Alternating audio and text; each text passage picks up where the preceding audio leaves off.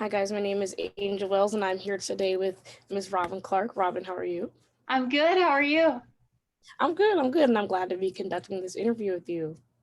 Same here. Thanks for having me. Of course. So the first question I wanted to ask you was, I know that you're a huge sports fan, so I'm just curious, what's your favorite sport? College football, hands down. I just grew up watching the game with my family, and that was how I fell in love with Florida. Was watching college football and Tim Tebow and Urban Meyer were here when I was little, and so watching them play every week, it kind of became more about sports to me because I have cerebral palsy, and so my dad would always use the way that the team was playing to encourage and motivate me, and he would always say like, okay, how hard do you think Urban pushed the team today? Like you have to work that hard too. So sports kind of became about bigger than a game to me, and seeing the atmosphere in the swamp on TV and just seeing how passionate Florida fans were about UF is what made me fall in love with Florida and want to come here to school. So Awesome. So you mentioned, loving the Florida Gators and college football. So what is it about college football in particular that you believe separates it from the NFL? I just feel like in college there's more passion, and to me the NFL seems more like a business. Tom Rinaldi um, came to Gainesville when College Game Day was here for the Auburn game in 2019. He and Gene Wojciechowski spoke to a few of us in the journalism school, and he said, and I think he's exactly right. He said, college football is aspiration, pro football is profession. And so I think that's really the big difference is just that college football is more about dreams playing out and just the rivalries and the intensity of that. But to me, the NFL seems more like a business. Awesome. So do you think that is why college football fans tend to be more passionate about their teams, or do you believe that that is just a down south thing? Because it's always people tend to say, oh, down south they love their college football compared to like up north where the NFL might be loved more. So what are your opinions on that? That's a really good question. I think it's a little bit of both. I think the NFL is just different. And so the fan base is going to be a little different. But yeah, I think definitely down south, it's a big thing because I had a friend who moved here from living up north, and she was like, okay, up north, like no one cared about college football. So I think it's definitely a little bit of both things that you mentioned. Right. And earlier you also stated your love for the Florida Gators. If I recall what you were saying, it seemed like you grew up in Gainesville, correct? So I didn't. I'm actually from Georgia. So Oh, that made wow. being a Florida fan quite interesting because it was like every single time that I wore a Florida shirt to school, someone had to comment on it. And like every time we played Georgia, someone had to give me a hard time about it. Like there was literally in high school, there was one teacher, I'd walk by his classroom every day on the way to my first block. And he would look at me every day because I wore Florida gear nearly every day. He would look at me and be like, well, is it laundry day today? And so that was just kind of how we went back and forth. But that is what makes college football so special, is just the rivalries and that back and forth between the fan bases to me. Awesome. Yes, that very like that banter and stuff. It's, you know, very historic and I think it's awesome. So with that being said, what made you want to be a Florida Gator fan growing up in Georgia? And how did people around you take that? I was a Florida fan growing up because of my parents. Both my parents are from Florida. So I was raised a Florida fan because of them. And people had fun with me being a Florida fan. Like I said, they always found ways to give me a hard time. And college football came in, or not necessarily college football, but just the rivalry between Florida and Georgia definitely came into a lot of conversations. And there was a lot of back and forth. And so because I have cerebral palsy, I wear what are called AFOs on my legs. So AFO stands for ankle foot orthotic. And they come about halfway up my calves. They just help give me a little more support around my ankles.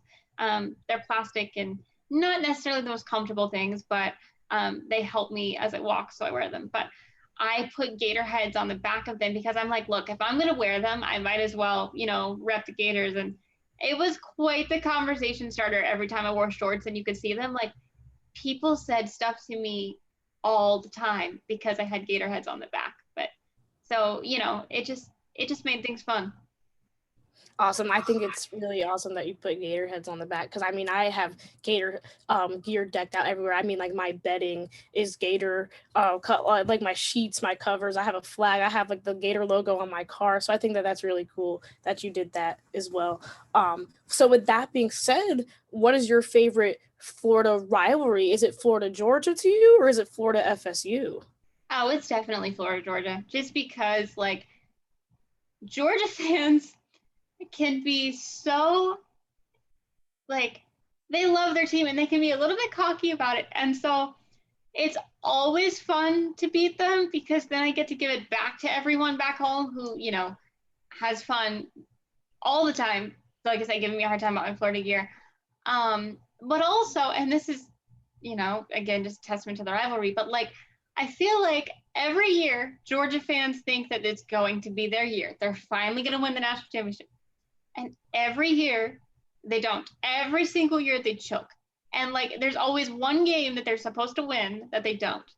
And Right. that is my favorite part of football season because it's just fun to be able to give them a hard time. So it's definitely Florida, Georgia.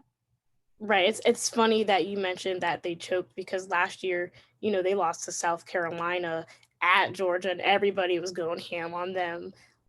So I think that's funny that you mentioned that. So with that being said, you also mentioned how they always think that it's going to be their year. But this year it wasn't their year versus Florida. So how was the banter with us beating Georgia this year when it comes to everybody that you know back home in Georgia?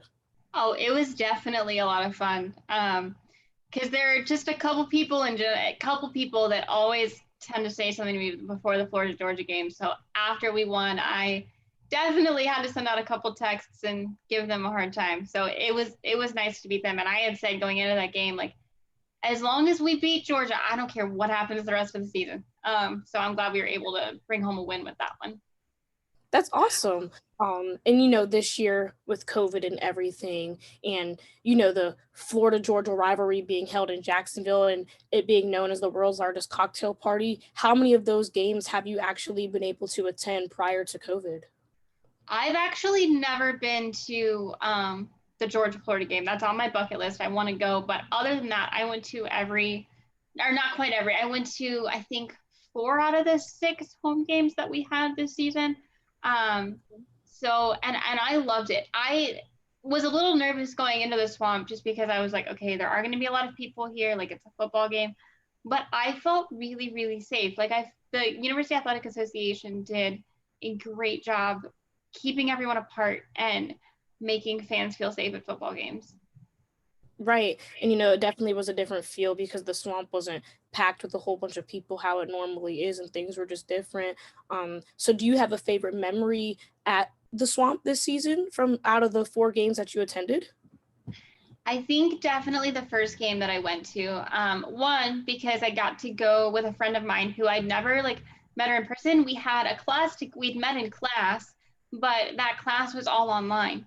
So going to the game with her was the first time, we'd talked over Zoom and we'd FaceTime, but going to the game with her was one of the first times that I got to hang out with her in person. So that was cool.